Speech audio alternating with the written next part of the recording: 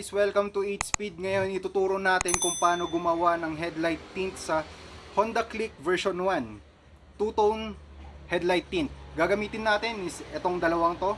Chameleon tint siya, so mas sensitive to, mas mahirap siyang ilagay compared sa ordinary tint. Ito yung gagamitin natin, ito para sa ibabaw, ito para sa ilalim. Ang mga gagamitin nating materials para sa pag headlight tint is ito, blower, squeegee, at cutter. Simple lang siyang gawin. Li-layout mo muna yung gagamitin mong tint. Kailangang sukatin muna bago mo siya i-layout. Pakita natin.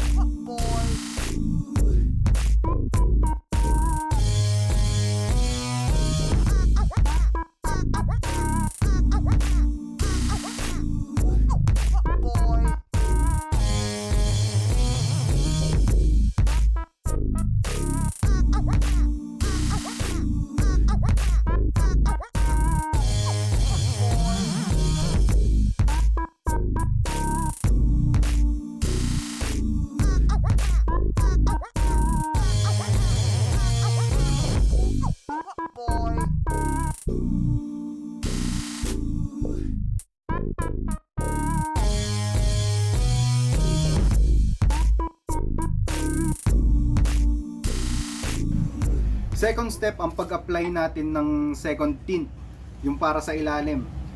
Yung sa ilalim guys, iingatan nyo yung lens, baka masugat siya sa pag-cut nyo dun sa first layer. Tapos pagkatuklap nyo yung protective film nyo dun sa ibabaw, kailangan nyo ingatan yung pag-cut, kasi makakat nyo rin yung lens kung masyadong madiin yung pag-cutter nyo. I-layout natin yung second tint.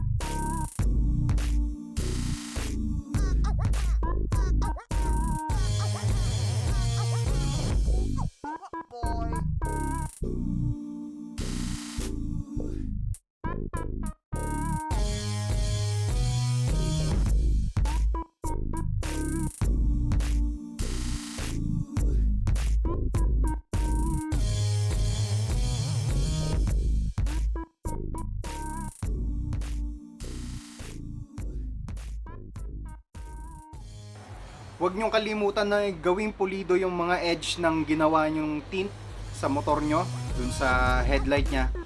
Mas maganda kung pinuhin nyo siya, gamitin nyo yung squeegee.